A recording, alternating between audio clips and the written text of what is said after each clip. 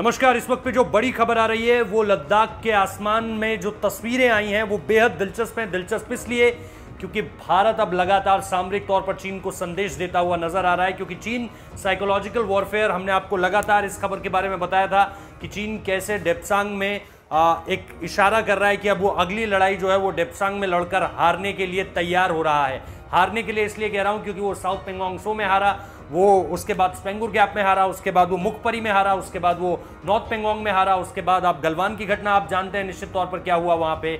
अब चीन डेप्सांग से कोशिश कर रहा है, लेकिन उसके इसी साइकोलॉजिकल वॉरफेयर को मात देने के लिए भारतीय सेना ने इंडियन एयरफोर्स की जो ताकत है उसे आसमान में इस वक्त पे तैनात कर रखा है। इस तैनाती में सबसे पहले नाम आता है रफाल का।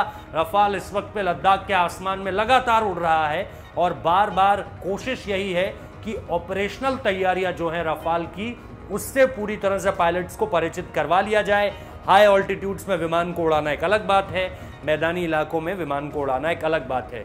जहां से ये रफाल बनकर आ रहे हैं यानी दस्सौ एविएशन फ्रांस से, फ्रांस का डेमोग्राफी जियोग्राफिकल लोकेशन कहीं भी इतनी ऊंचाई वहां पर नहीं है कि आप 15,000 16,000 फीट पर या इससे भी ज़्यादा, अगर आप सियाचिन देखें तो 21,000 22,000 फीट पर आप एक पोस्ट को वहां पर देख सकें। इतनी हाइट कहीं नहीं है दुनिया में कहीं नहीं है, फ्रांस तो छोड़ दीजिए। तो ये एक निश्चित तौर पर ऑपरेशनल तैयारी के लिहाज से बहुत ज़्यादा ज़रूरी हो जाता है। आप वहां पर किस टेम्परेचर में ऑपरेट कर रहे हैं, इसके अलावा टेम्परेचर एक बहुत अहम फैक्टर है।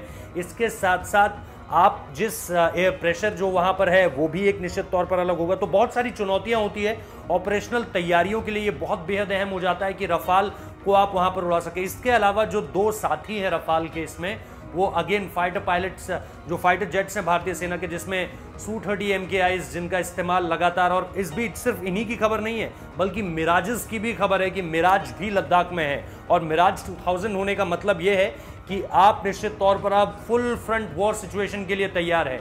मिराज वही विमान है जिन्होंने बालाकोट में 2000 स्पाइस बॉम्बर्स को जाकर वहां पर गिराया था और निश्चित तौर पर पाकिस्तान को वहां से एक संदेश देने की कोशिश की थी कि अब अगर आपकी तरफ से कुछ होता है तो रिटेलिएशन कुछ इस तरह से होगा। तो मिराजेस वहां पर है।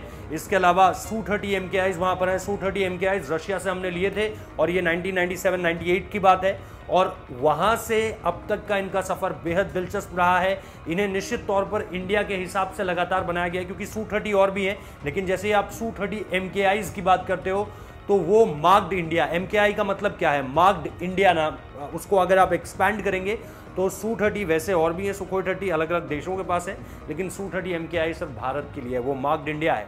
तो इसी वजह से ये प्लेन बेहद दिलचस्प हो जाते हैं, क्योंकि ये अगेन हमारी ज्योग्राफिकल लोकेशन, हमारे ट्रॉपिकल्स और हमारी सिचुएशंस के हिसाब से बनाए गए हैं, हमारी चुनौतियों को देखते हुए बनाए गए हैं। Same goes with Rafale.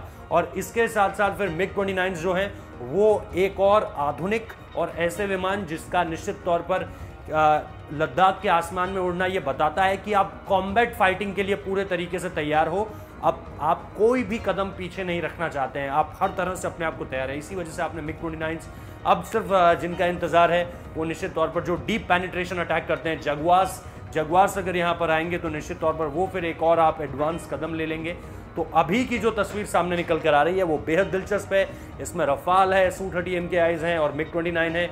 इसके अलावा हम मिराजेस की बात कर चुके हैं और इसके बाद आपके पास ट्रांसपोर्टेशन वेपन तो है ही। तो इसका मतलब चीन का जो साइकोलॉजिकल वॉरफेयर है उसको तोड़ने के लिए भारत पूरी तरह से मजबूत है। आपको क्या लगता है? अगर यही आपको भी लगता है तो कमेंट करके जरूर बताइए। फिलहाल इस वीडियो को देखने के लिए बहुत बहुत शुक्रिया।